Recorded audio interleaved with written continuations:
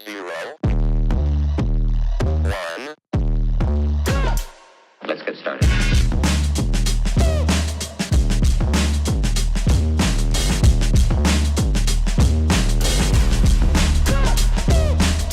Why they stopping me?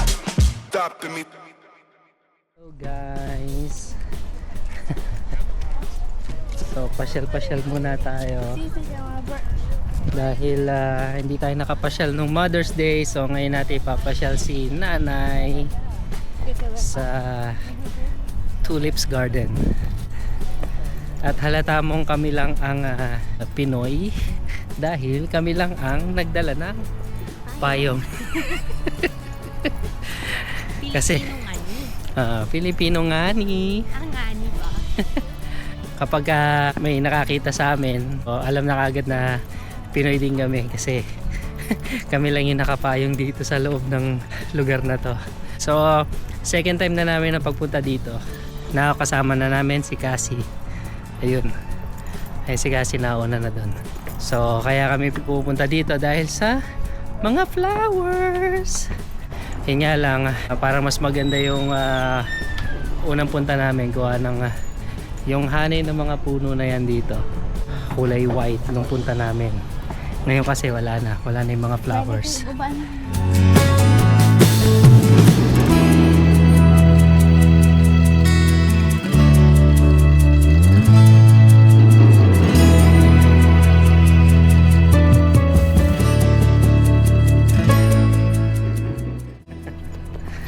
So naipasyal ko na naman kay dati dito kung napanood niyo yung vlog ko. So ngayon ay papasukan ulit namin itong lugar. Habang tumatagal parami ng parami yung mga nakikita kong halaman na idinadagdag dito sa lugar. Ayan. Ito lang tayo muna sa lilim. Sayang ang koji. Ang bilis namin mangitim. Nabilad lang kami ng ilang minuto. Balik na agad sa dating kulay. Yan, may mga puno-puno na sumasangga sa init ng araw. So nung unang punta namin dito, yung mga tanim dito ang bababa pa lang. Ngayon medyo matataas na. Sa loob lang ng isang taon. Hindi ko alam kung mabilis ba na progress yun. Basta maganda siya. Ayan, yung mga last year na tanim. Ayan, ngayon medyo malalaki na. So yun pa rin yung bahay na ginawang background ni Mrs. Ate Cassie.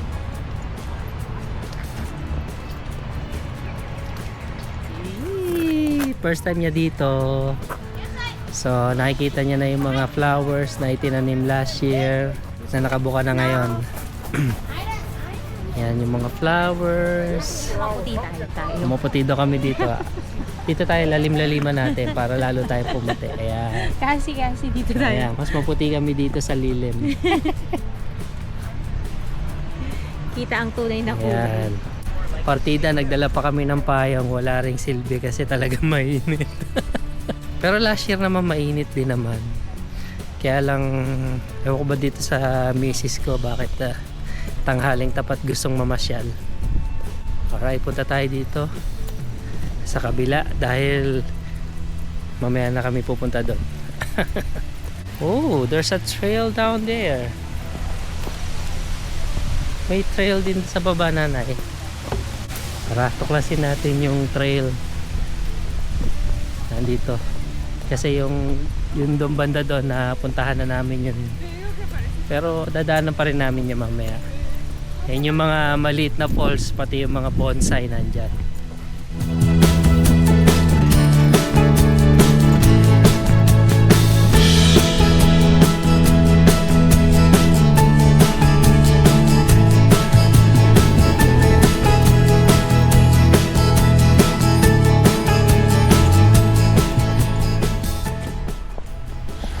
Okay, so balik tayo sa dating daan. Ayan, meron ditong falls. Ayan, may maliit na batis sa baba. And then may falls banda doon. And then yung mga bonsais. Bonsai! Ayan yung mga maliliit na puno. Ito pa, bonsai. Banda doon, meron din. Meron din doon bonsai. At nandito pa kaya yung mga ano. Ayun! Andito pa rin yung signages. Yung signage nila, bonsai din. So, sa typical na kalsada, malaki siya. As in talaga umpos tao. Pero dito, yung signage ng ano, mga streets, ng mga dadaanan, bonsai din. So, sa ngayon ay pababa kami. Let's find out kung anong meron sa Daku Paraon. Init. Pero feeling ko mas mainit. Hindi pala feeling. Mas mainit dyan sa Pinas. Pero dito masakit sa balat. Pero pag humangin na napapawi naman. Diyan kasi sa atin pati hangin ang init eh. Yun. Mukhang nandito yung mas malaking falls. Ayun, nandito nga. Ayun, ang falls! O, diba? Falls. Angas. Andun pa, meron pang batis doon. Meron. Tada! Batis ba? Stream.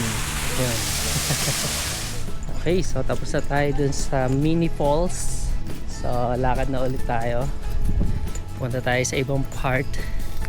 So, parang ano, no? Parang ang tumal ng mga flowers ngayon. Hindi tulad last time. Ate, wag dyan. Wala masyadong ano dyan. Wala masyadong ganap dyan. Ano lang siya, perennial garden ang tawag. So, may fountain lang sa gitna. Ayun. Wala masyadong ganap. Uy, ito. Yung puno.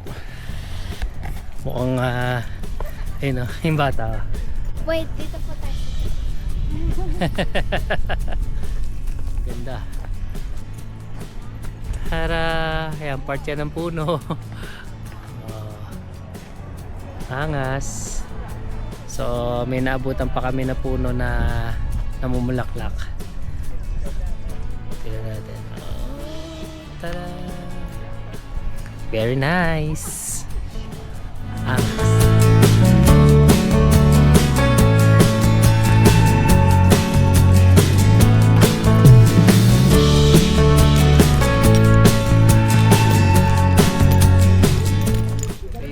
Meron dito sa tinuturo ni Ate Cassie kanina. Gusto mo po, dumiretso ka. Ayun, may fountain sa gitna. Tapos may mga upuan. Kasi dito nagaganap yung mga garden wedding. Yan. So ngayon ay lakad-lakad ulit kami. Titingnan ng mga tulips. So feeling ko nga recycled lang yung mga tulips nila dito eh. Kung ano yung tulips last year, parang yun lang din eh. Ay, ewan ko ba. Basta parang may off dito sa ano, sa Arboretum this year. Hindi ko alam kung ano. Ayan. So tingin lang tayo dito ng iba pang mapupwestuhan para mag picture sa Rose Garden. At may mga fountain. Mga kasi tatlo. At yung mga rose ay nasa paligid, kaya lang hindi pa siya nagbo-bloom. Parang last year lang hindi namin maabutan ng mga rose na to. So may certain season kasi sila ng pag-bloom eh. At hindi yun ngayon. So wala tayong magagawa kundi wala. Wala tayong magagawa. So pahinga lang muna kami kasi kanina pa kami lakad ng lakad, picture ng picture. Ay, struggle talaga makakuha ng magandang picture kasi medyo harsh na yung liwanag eh. Hindi na tayo pinagbibigyan ng magandang skin tone. Basta sa sobrang liwanag nasisira yung picture. Sayang. So pahinga lang muna. Dito lang kami sa may lilim.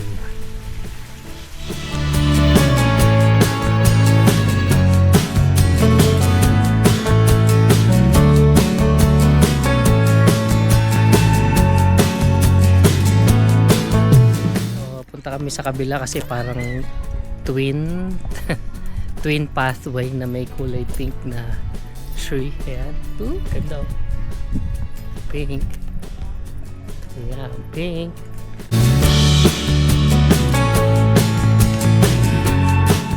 Pa rin tayo ng paglalakad para makita ang iba't iba pang magagandang makukulay na puno dito sa Arboretum. Ayun o, meron doon sosyal, may purple, may orange, ang galing.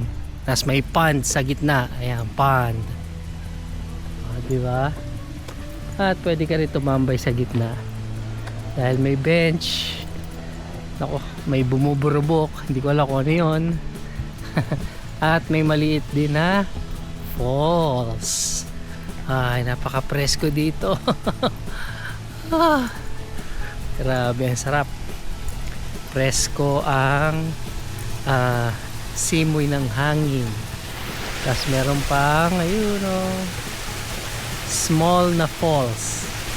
Angas. Sarap. Alright, diretso tayo ng paglalakad. So, yung intro nga pala ng mga vlogs ko, dito ko ginawa yon. Yung picture na yon na papaligiran ako ng puno, dito ko ginawa yon sa lugar na to. Ayan, napakaganda dito. Ayan o. Diba? Yun o. So napakaganda ng lugar na to.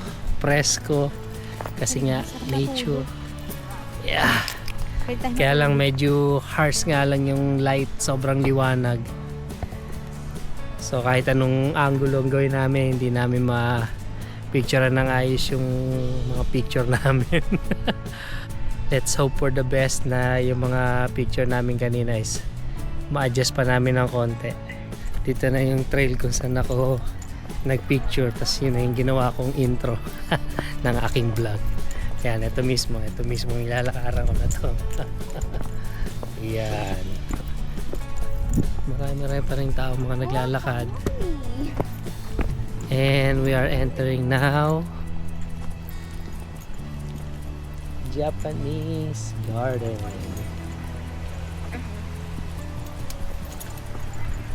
Alright, Japanese na panis. Ito yung mga kakaibang hugis ng kahoy. And then yung kubo. Parang nagbago na nga yung kubo eh. Hindi, ito pa rin yun. Yan nga, pero hindi ganyan yung tsura niya. Wala yung upuan last year eh. Hindi, may upuan, hindi lang kita. Ayan o. Tambayan. Ayan o. Ito yung typical na tambayan ng mga Japanese. Tapos sa banda doon, nandun yung man-made falls, and then makikita nyo yung Japanese garden theme. O, diba? Angas. Pero ano mas maganda, Japanese garden sa atin sa Laguna o Japanese garden dito? Comment down below. Wala nang... Okay, palabas na kami dito sa Japanese garden. Oh. Oh, wow. So may landscape ulit tayo dito. Ayan yung landscape. Pero sa loob ng isang taon ay wala naman masyadong malaking pagbabago.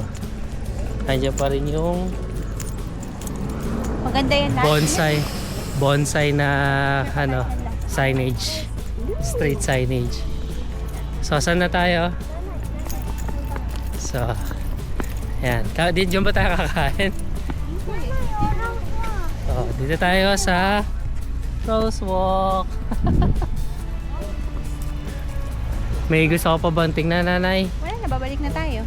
Ayun, so babalik na kami sa car at pupunta na kami sa kainan. Dahil Tom Jones na. Tatay tabi ka. So sayang ang Koji dahil saglit lang ay bumalik na ang Kutis Putaragis. So babalik lang kami, one more peek, one more look, one last look sa mga tulips na nandito. Sulitin na natin dahil 2,000 din ang entrance.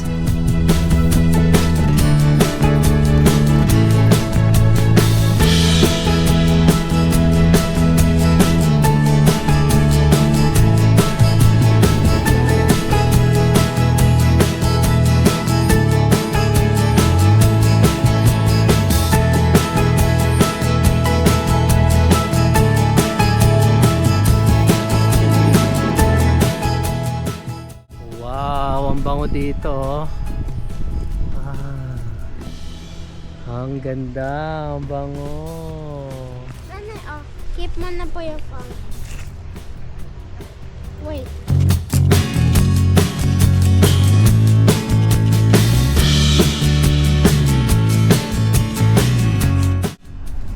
Last na dadaanan natin.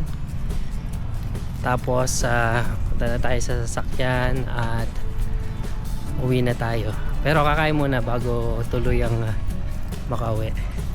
Yan, nagugutom na rin kasi kami. Oh, look, let's see. Ito yung mga bagay na meron dito. Mga bilihan ng accessories, mga products, artworks, and jewelries. Uy, may ice cream.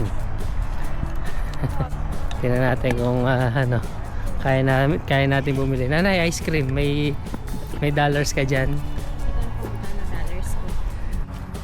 I have like $2 on my money. 6. Ayun, double scoop. Yee. Hati-hati na lang pa na. Oh, share lang tayo. Ang yabang mo naman pag ikaw lang kakain. Yeah. May 50. Ito, 50. Hi! Hi. Can we have double scoop? Oh, tsaka natin ngayon uhusgahan ng kanilang ice cream. So what's the verdict? Sige, tikman mo and tell me what's the taste. Yummy. Huh? Are you sure it's yummy?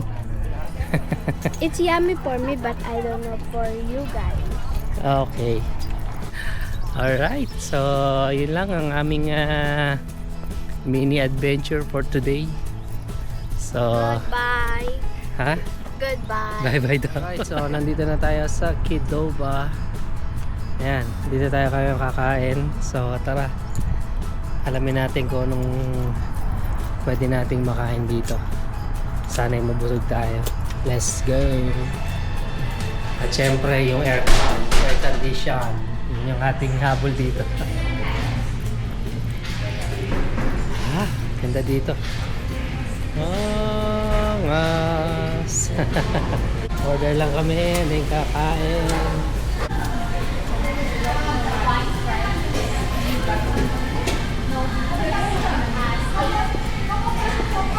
Brown rice. No beans. And then chicken. Yes, please. Queso and the veggies. Thank you.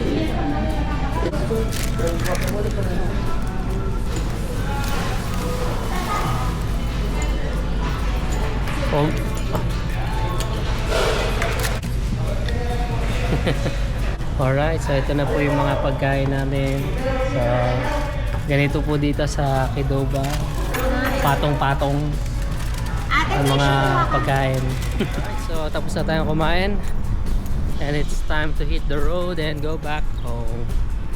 So, matikabutong isa't isang oras at kalahating biyahe. So, let's do this, guys.